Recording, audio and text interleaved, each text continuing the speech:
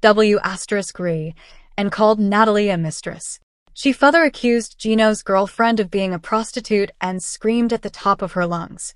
Well, if this wasn't already enough, Jasmine decided to try her hand at Natalie. She further pushed the latter with full force, and the party members had to come in to save Natalie from Pineda. Jasmine Pineda is trying her best to convince her 90-day Fiancé viewers that she wasn't the first one to start this fight. She recently took to Instagram and claimed that Natalie was the first one to hit her. She further accused the latter of slapping her on her face, and this is the reason why she pushed her away. Jasmine noted that this scene didn't make it to the episode. She was disappointed after watching the editing. Jasmine believes that the clip was edited in a manner that made her look like the aggressor. She further pointed out how Gino was trying to put his hands on her and claimed that this wasn't the first time he had done this to her. As per Jasmine, the scene where Natalie was attacking her wasn't part of the show, but the scene where she was reacting was part of the episode. Jasmine explained that this is why she walked off the tell-all stage. However, she was glad to see that several parts of tell-all where Natalie insulted her finally made it to the show because they were conveniently left out earlier. This makes it clear that Jasmine is putting all the blame on Natalie. In an explosive series of social media posts, 90-Day Fiancé star Jasmine Pineda has vehemently claimed that a now infamous altercation with her husband Gino Palazzolo's new love interest, Natalie, was not as it appeared on television. Pineda alleges that Natalie was the initial physical aggressor, slapping her in the face. A crucial detail she says was deliberately edited out by TLC to portray Pineda as the sole instigator of the brawl that erupted at a family party. The dramatic confrontation, which aired on an episode of 90-Day Fiancé, Happily Ever After, saw Pineda in a heated verbal and physical clash with Natalie, a woman Gino has been seeing as part of the couple's open marriage. Viewers witnessed Pineda verbally berating Natalie before pushing her with significant force, leading to party guests intervening to separate the two women. However, Pineda now insists that this was a reaction to an unseen act of aggression by Natalie, and that the network's editing has painted a false and damaging picture of the events that transpired. The on-screen altercation. A party turns to chaos. The volatile incident took place at a birthday party for Gino's cousin Dana. Tensions were high from the moment Jasmine learned that Gino had invited Natalie to the family gathering, an act Jasmine considered a breach of their open marriage rules. According to Jasmine, one of the main stipulations of their arrangement was that both partners had to agree on any third person involved. I don't even know who this bitch is. I never agreed to her. So she is just a mistress, Jasmine stated in a confessional during the episode. Upon her arrival with her own partner, Matt, Jasmine immediately confronted Natalie. 1-3. Eyewitness accounts from the show depict Jasmine initiating the verbal hostilities. She loudly questioned the nature of the gathering, asking, "So, is this a birthday party or a stripper party?" While looking directly at Natalie, the verbal attacks quickly escalated, with Jasmine repeatedly shouting insults, calling Natalie a W from Vegas and a prostitute. The situation spiraled into physical violence when Jasmine pushed Natalie with full force, prompting other partygoers to step in and restrain both women. The chaotic scene showed Natalie attempting to get around a pool table to retaliate as the conflict engulfed the celebration. 1. Jasmine's counter-narrative. She slapped me first. Following the episode's airing, a distressed and angered Jasmine Pineda took to Instagram to share her side of the story, claiming she was a victim of both a physical assault and deceptive editing. She recently took to Instagram and claimed that Natalie was the first one to hit her. One report detailed, Pineda explicitly stated that Natalie slapped her on her face, and this alleged act is what caused her to push Natalie away in defense. Jasmine is trying her best to convince her 90-day Fiancé viewers that she wasn't the first one to start this fight. A news outlet reported, Pineda expressed profound disappointment with the final cut of the show, stating that the clip was manipulated to make her appear as the aggressor. The scene where Natalie was attacking her wasn't part of the show. But the scene where she was reacting was part of the episode. The report continued, summarizing Jasmine's grievance. In her social media statements, Jasmine indicated that this feeling of being unfairly portrayed is not new, and is a reason why she has had emotional outbursts during other show segments, such as the Tell-All. She also made allegations against her husband, Gino, claiming that he was trying to put his hands on her during the melee, and that this was not an isolated incident. Allegations of a more violent reality and TLC's role. Further complicating the narrative are rumors from an alleged inside source that suggest the televised fight was a heavily sanitized version of a much more brutal and prolonged encounter. According to a report from a 90-day insider, the altercation lasted for as long as an hour and became so intense that TLC was forced to halt production until the situation de-escalated. The most shocking claim from this source is that Jasmine picked up a pool ball from a table in the bar and struck Natalie in the head with it. For this allegation, if true, would represent a significant escalation of violence far beyond what was shown to viewers and would reframe the entire incident. Jasmine's accusations directly challenged the integrity of the show's production, placing TLC in the hot seat. She blames the network for crafting a narrative that serves a dramatic purpose at the expense of the truth. This aligns with a history of reality television stars accusing networks of manipulative editing to create heroes and villains, thus boosting ratings. A history of volatility and divided fan reactions. This is not the first time Jasmine Pineda has been involved in a televised conflict with a co-star named Natalie. Viewers of 90 Day, The Last Resort will recall a separate, tense showdown between Jasmine and fellow cast member Natalie Mordovtseva. In that incident, Natalie Mordovtseva, upset with another cast member, smashed a drink glass that shattered near Jasmine's feet, leading to a heated, though not physical, confrontation. The repeated clashes have left the 90-Day Fiancé fanbase deeply divided. Following the fight at Dana's party, social media platforms were flooded with opinions. Some viewers have called for Jasmine's removal from the show, with some even suggesting she should be deported for her aggressive behavior. Others have defended her, pointing to the pressures of filming and Gino's actions as mitigating factors. The dynamic at the subsequent Tell-All special highlighted this division. Many of Jasmine's fellow cast members appeared to side with her, urging Gino to move on from the conflict, which frustrated a segment of the audience who felt that Jasmine's physical actions were being inexcusably overlooked. One fan commented on social media, "It's wild how all of the cast can tell Gino to let it go," but not one person said anything to Jasmine when they rewatched her physically assaulting Natalie. In the aftermath, the feud has continued online. Jasmine has since labeled Natalie a paid actor, accusing her and Gino of already filming for the Single Life spin-off, a claim Natalie has publicly denied as a compel lie. In the sprawling universe of reality television, where drama is the currency and conflict is the narrative engine, few couples have captivated and polarized audiences quite like Jasmine Pineda and Gino Palazzolo of TLC's 90 Day Fiancé franchise. Their story, a maelstrom of passion, jealousy, financial disputes, and cultural clashes, has unfolded across multiple spin-offs, leaving a trail of shattered expectations and viral moments in its wake. From their controversial beginnings on a sugar baby website to their ill-fated open marriage and the recent birth of Jasmine's child with another man, their journey is a testament to the complexities of modern relationships played out under the harsh glare of the public eye. As they navigate a messy divorce and continue to air their grievances on social media and the highly anticipated Tell-All specials, their saga remains a compelling, if not cautionary, tale of love and loss in the digital age. A deceptive digital beginning, more than just a dating app. The foundation of Jasmine and Gino's relationship was, as viewers would later discover, built on a significant omission. Initially, the couple claimed to have met on a conventional dating app during the COVID-19 pandemic, a narrative that, while plausible, papered over a more transactional origin. It was during the explosive 90-day Fiancé, Happily Ever After? Season 8 tell all that the truth was revealed. They had connected on a sugar baby website. This revelation retroactively colored the entirety of their relationship, offering a new lens through which to view their dynamic.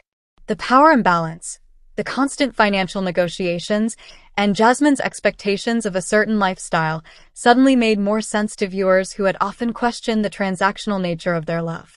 Gino, a product development engineer from Michigan, and Jasmine, a highly educated American literature teacher from Panama, were an unlikely pair from the outset. Their initial interactions were a whirlwind of online chemistry, but the cracks in their foundation began to show almost immediately upon their first in-person meeting in Panama, chronicled in 90 Day Fiancé, before the 90 days. The early days were a volatile mix of romantic gestures and explosive arguments, setting the stage for the tumultuous journey that would follow. The rocky road to the altar, fights, betrayals, and a contentious engagement. The course of Jasmine and Gino's premarital relationship was anything but smooth. Their time together in Panama was punctuated by some of the most intense and frequent fights in the franchise's history.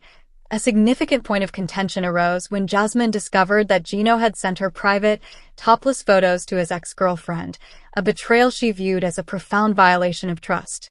This incident led to a now infamous confrontation where Jasmine, in a fit of rage, ripped off Gino's signature hat, revealing his bald head to the world. The drama didn't end there. Gino, for his part, was often taken aback by Jasmine's fiery temper and what he perceived as her materialistic demands. He was upset by her dislike of the engagement ring he had chosen for her and frustrated by her reluctance to discuss their future with children. These early conflicts were a harbinger of the deeper issues that would plague their marriage. Despite the constant turmoil, Gino proposed, and Jasmine accepted. However, the path to her K-1 visa and subsequent move to the United States was a long and arduous one. The nearly 3-year wait stretched their long-distance relationship to its breaking point, with financial disputes becoming a central theme. Gino expressed concern over Jasmine's expensive habits, particularly her insistence that he rent a luxury apartment for her in Panama while she awaited her visa approval. These arguments fueled suspicions among Gino's family that Jasmine was primarily interested in his money, a narrative that would later form the basis of his fraud accusations. From Panamanian paradise to Michigan winter, a difficult transition. In March 2023, Jasmine's K-1 visa was finally approved, and she made the life-altering move from her tropical home in Panama City to Gino's world in Michigan.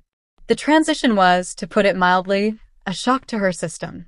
The cold Michigan weather was a stark contrast to the vibrant, warm environment she was accustomed to, and the cultural differences were jarring. Perhaps the most significant challenge for Jasmine was the profound sense of isolation she experienced. Far from her family and, most painfully, her 2 young sons, Juance and JC, she found herself entirely dependent on Gino, both emotionally and financially. This dependence, which had been a source of tension even when she was in Panama, became suffocating in the confines of Gino's Michigan home. The power dynamic in their relationship shifted dramatically, with Gino holding all the cards. Financial warfare, the root of all conflict. Money has been a persistent and corrosive issue in Jasmine and Gino's relationship from the very beginning. When they first connected, Gino was gainfully employed and able to support Jasmine's lifestyle in Panama, paying for her cosmetic procedures, vacations, and other expenses. However, the financial landscape shifted dramatically when Gino took a leave of absence from his job to help Jasmine acclimate to life in the United States, a decision he made without consulting her. Gino's unemployment caused him to become more stringent with his money, which put a significant strain on their relationship. He claimed he didn't have the money for an immigration lawyer to help bring Jasmine's sons to America, and even took her camping for their honeymoon to save money. This newfound frugality clashed with Jasmine's expectations and her feelings of powerlessness. As Jasmine was unable to work in the U.S. without a work permit, she was completely reliant on Gino for her every need.